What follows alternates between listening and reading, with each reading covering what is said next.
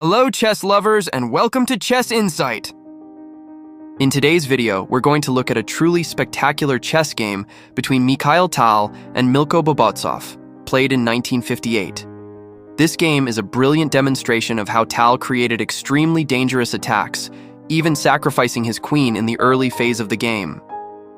In this game, Mikhail Tal was playing the black pieces, while Milko Bobotsov had the white ones. The game began with Bobotsov playing the pawn to d4. Tal responded with a knight to f6, and white followed up with a pawn to c4. Tal then fianchettoed his kingside bishop by playing the pawn to g6. White developed the knight to c3, and black continued with the bishop to g7, entering the king's Indian defense. White then advanced the pawn to e4, preparing to take over the center. Tal challenged this plan with a pawn to d6. White reinforced the center by pushing the f-pawn to f3, and Tal responded with kingside castling. White developed the knight to e2, and Tal immediately struck in the center with the c5 pawn, attacking White's central control on d4. In the king's Indian defense, black often allows White to dominate the center in the early opening phase, only to strike back later with pawn breaks like c5, e5, or f5. That's exactly what Tal did here. White didn't take the pawn, and instead developed the bishop to e3, supporting the center. Tal brought his knight to d7, and White responded with the queen to d2, preparing for a queenside castle. Tal played pawn to a6 to prevent a possible jump from the white knight to b5, and also to prepare b5 later, starting a pawn expansion on the queenside. On move 9, White castled long. Now Tal began his attack with the queen to a5, targeting the weak pawn on a2. White responded by shifting the king to b1 to protect it. Tal continued with pawn to b5, inviting an exchange on c4. If White accepted, black would recapture with the pawn, opening the a-file and enabling the rook to join the attack in support of the queen. Realizing the danger, Bobotsov declined the pawn exchange and instead played the knight to d5, attacking the pawn on a7 and also offering a queen trade. In this position, a typical response for black would be to retreat the queen to d8 to protect the pawn. But that's not how Mikhail Tal played. Defensive moves were not in his style. Instead, Tal boldly sacrificed his queen by capturing the knight with his own. This was just move 11. And Tal had already given up his queen. Let's watch how Tal's tactical brilliance unfolds. White accepted the queen sacrifice, and Tal immediately continued with the knight capturing the bishop, attacking both the rook and the pawn on c4. White shifted the rook to c1 to protect the pawn, and Tal captured the pawn, attacking the queen. Confident with the material advantage, White exchanged the rook for the knight on c4. Tal recaptured with a pawn. So even though he lost his queen, Tal had taken two minor pieces, one rook and a pawn in return. White continued with the knight jumping to c1, opening up the bishop's diagonal to put pressure on the c4 pawn. Tal didn't bother defending the pawn and instead played rook to b8, occupying the open file and launching pressure on the white king. White captured the pawn with the bishop, and Tal replied with knight to b6, attacking the bishop. Here, the best move for White would have been to capture another pawn. But instead, White chose to retreat the bishop to b3, showing hesitation. Tal then captured the central d4 pawn with the bishop, and White repositioned the queen to d2. Tal pulled the bishop back to g7, and White developed the knight to e2. Tal advanced his c-pawn to c4, attacking the bishop, and after the bishop retreated to c2, Tal pushed again with c3, attacking the queen and offering a pawn exchange.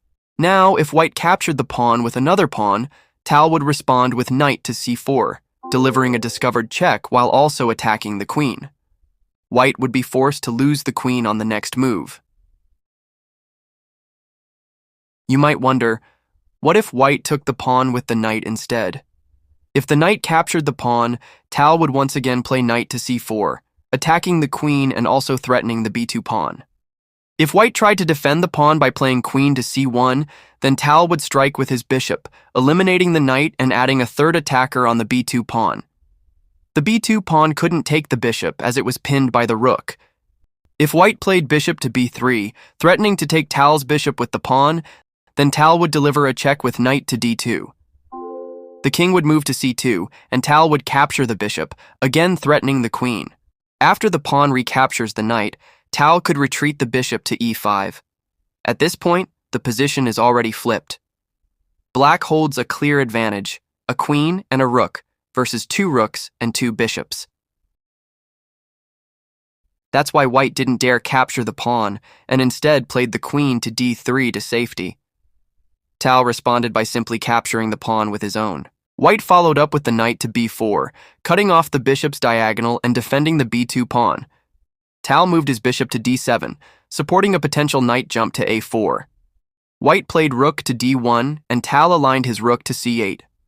White placed his bishop on b3, and Tal continued with knight to a4, eyeing a discovered check through the rook on c3. White tried to stop this plan by capturing the knight with the bishop, but Tal recaptured with his bishop, now attacking the rook on d1. White played knight to b3 to cover the file, and Tal placed his rook on c3, attacking the queen.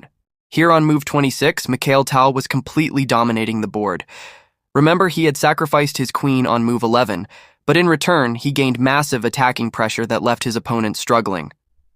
White captured the pawn on a6 with the queen, but Tal responded with bishop takes knight.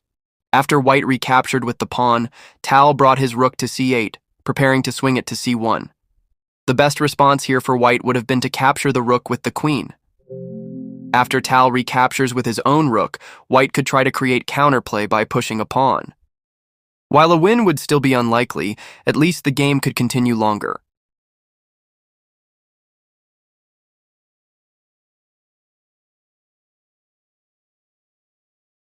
But in the actual game, white made a fatal mistake by moving the queen to a3.